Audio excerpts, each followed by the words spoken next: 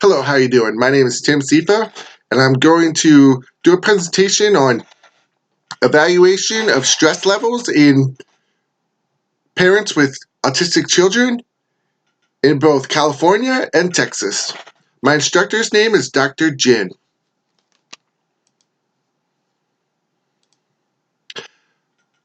Are you or do you know of a parent or a child of a child suffering from autism?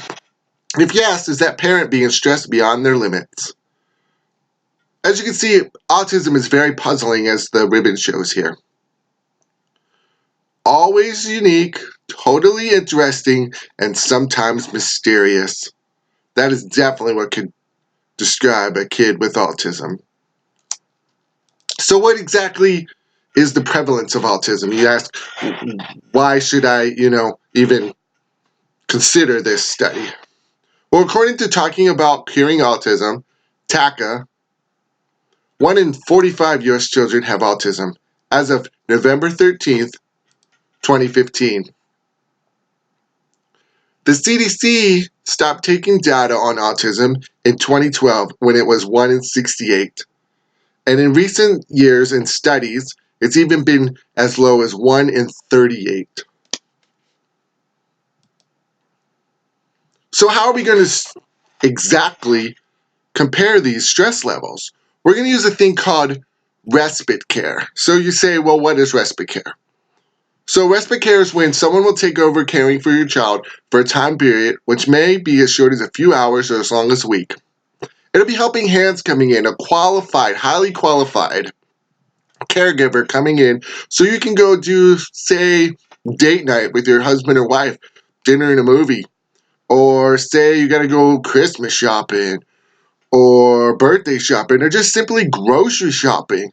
Those are some things that you could do while your child is being taken care of via respite care. So what are the benefits of respite care?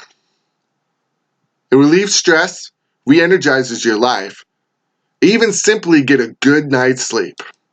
As you can see, the body, soul is relaxed, and it will increase your mental fitness and your physical fitness so that you'll be very relaxed and good to take care of your child with autism or another special need. I thought this was pretty interesting. Stressed is dessert spelled backwards. Anybody want some chocolate cake or their other favorite dessert? So some ways to pay for respite. In California, there's a thing called the Regional Center and In-Home Support Service, which is IHSS. They both have short waiting lists, less than 6 months or sooner. As you can see in Texas, it's just the Medicaid waiver, which has a very long waiting list of 10 plus years. So you can see there's definitely a difference and most certainly a health disparity. So Healthy People 2020 objective, what exactly is this? Well, one of the objectives concentrates on addressing having one health promotion program aimed at improving the well-being of caregivers. And so Healthy People 2020 is a government initiative in order to help Americans become the healthiest people that they possibly can. So where did I come up with this idea? So I saw a Rimmerman study, which was conducted in 1989, which used a cohort design and matched mothers of children with developmental disabilities who participated in in-home respite, whereas mothers who needed respite but couldn't get the access where they lived in their community. So what do you think that resulted in? A statistical significant difference between the two groups, with mothers in the respite group showing lower stress levels and more positive views of their children, as compared to those needing respite but had no access in their community. So I say to you, what's the purpose of our study? is to compare and contrast the stress levels of parents with autism in both California and Texas to see if there's availability of respite makes a significant difference. So as you can see, some of the methods we're going to use, around 70 mothers and fathers from both California and Texas. Average age is going to be around 38, about 26 to 50-year-olds. And as you can see, we'll use cluster sampling stress questionnaire. And you say, what is the questionnaire? Well, here we go. Questionnaire Respite and Stress, QRS, will be given to parents with children ages 3 to 18 years old. The questionnaire will take around 20 to 30 minutes per person.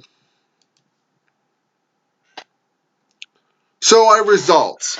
When comparing stress levels in California and Texas, California parents' levels are decreased due to the more availability of respite. Data analysis will show a statistical significance in favor of California. So some of the statistical methods that we will use are Pearson product correlation coefficient and multilinear regression. We'll analyze the relationship between California and Texas parents in proportion to the amount of respite that each one of them receives. So you say, what's the significance of this whole thing? Well, to the best of our knowledge, this is going to be the first study to compare and contrast the availability of respite care between two large states, that being Texas and California.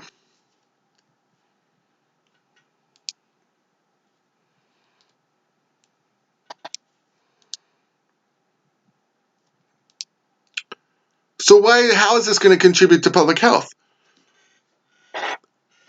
Well, as we stated before about the Healthy People 2020 objective, which comes from the federal government to make our Americans more healthy, I hope that this will influence the state legislature here in Texas. They'll see that the importance of respite care for all caregivers and set up a health promotion plan to address this issue. Somehow there's got to be a way to make a 10-year wait plus 10-year plus wait a lot less. If a large state like California can dedicate enough resources to make it a 6 months, I think the state of Texas can really follow. Do you have any questions? Well, thank you for hearing my presentation. Have a nice day, and thank you for your support.